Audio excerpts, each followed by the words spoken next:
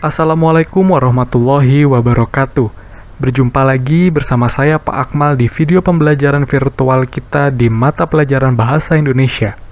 Pada video pembelajaran kali ini kita akan melanjutkan pembelajaran kita di video pembelajaran selanjutnya. Kita masih akan melanjutkan di bab 1 di materi teks berita kelas 8. Tapi sebelum kita melanjutkan pembelajaran pada video kali ini, izinkan Bapak untuk merefleksi pembelajaran kita di video pembelajaran sebelumnya. Jadi di materi sebelumnya yang sudah dibahas pada video pembelajaran virtual kita di memahami teks berita bagian 2 yang sudah diupload di channel YouTube Akmal Rohmana.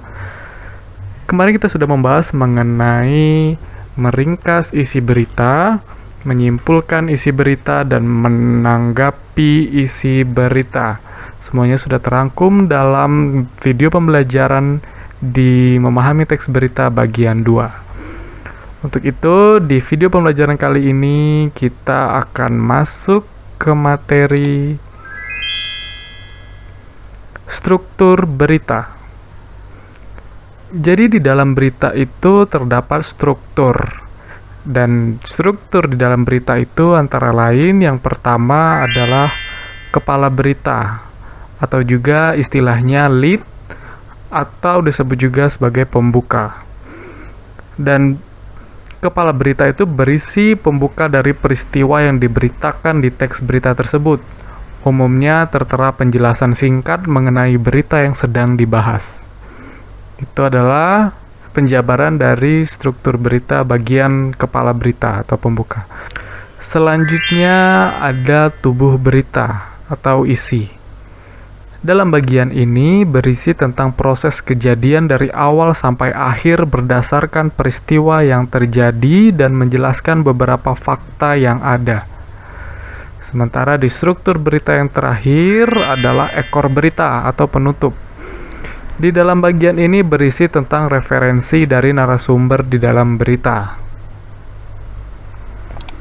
Kita lanjutkan. Selanjutnya kita menyampaikan informasi dalam bentuk berita. Materi ini adalah materi mengkomunikasikan hasil pembelajaran kita yang mana anak-anak nantinya akan menyampaikan informasi dalam bentuk berita. Perhatikan contoh pembacaan berita berikut. Jadi di sini terdapat 2 buah video yang Bapak pilih untuk referensi kita sebagai pembelajaran menyampaikan informasi dalam bentuk berita. Kita saksikan video pertama. Sekarang kita update terlebih dahulu perkembangan kasus COVID-19 di Indonesia. Jumlah kasus terkonfirmasi positif COVID-19 masih terus bertambah. Pemerintah mengumumkan tambahan 2.098 kasus baru di Indonesia. Sehingga jika diakumulasi, total kasus positif corona menjadi 132.816 orang.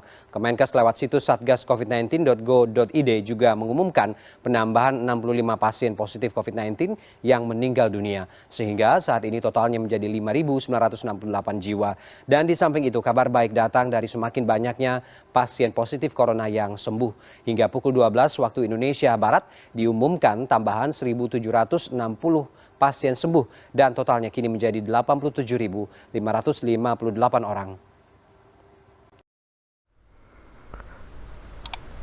Itu adalah contoh dari pembacaan berita di televisi. Selanjutnya kita akan melihat video pembelajaran menyampaikan informasi dalam bentuk berita oleh siswa. Assalamualaikum warahmatullahi wabarakatuh. Selamat siang saudara. Saya Nur Hamzah Rai Putri akan mengabarkan kembali terjadi gempa 7,4 skala Richter pada pukul 19.03 WIB pada hari Minggu, tanggal 4 Agustus 2019. Saudara, BMKG mengeluarkan peringatan dini untuk wilayah Banten, Bengkulu, Jawa Barat, dan Lampung.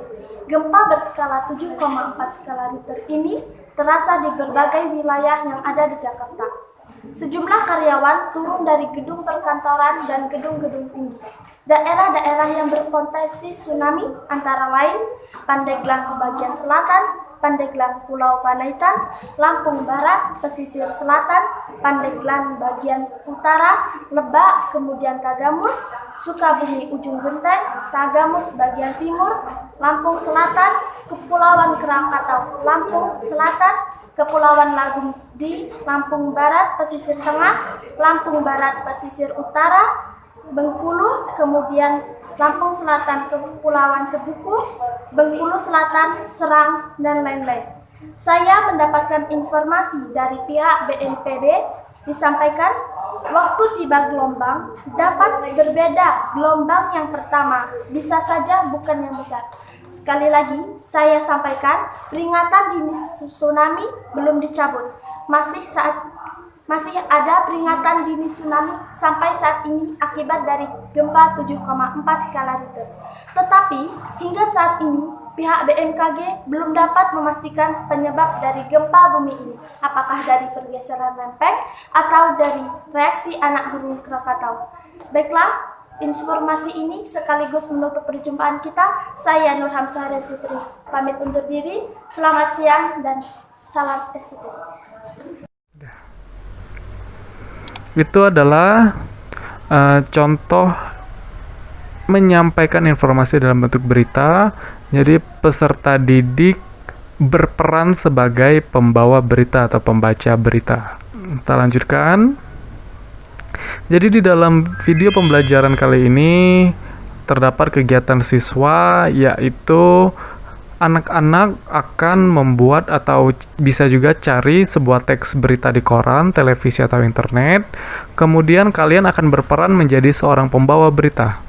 Jadi bacalah teks berita yang sudah Anda miliki tadi seperti seorang pembawa berita pada umumnya. Buatlah atau rekamlah kegiatan Anda tersebut seperti contoh video yang telah kita saksikan tadi. Jadi anak-anak akan membuat video pembacaan berita seperti yang sudah terdapat contohnya. Ini ada banyak contoh dari siswa-siswi kelas 8 yang telah melaksanakan pembelajaran menyampaikan informasi dalam bentuk berita. Baik, selesai. Demikianlah video pembelajaran kali ini. Mudah-mudahan bermanfaat. Sampai jumpa di video pembelajaran selanjutnya.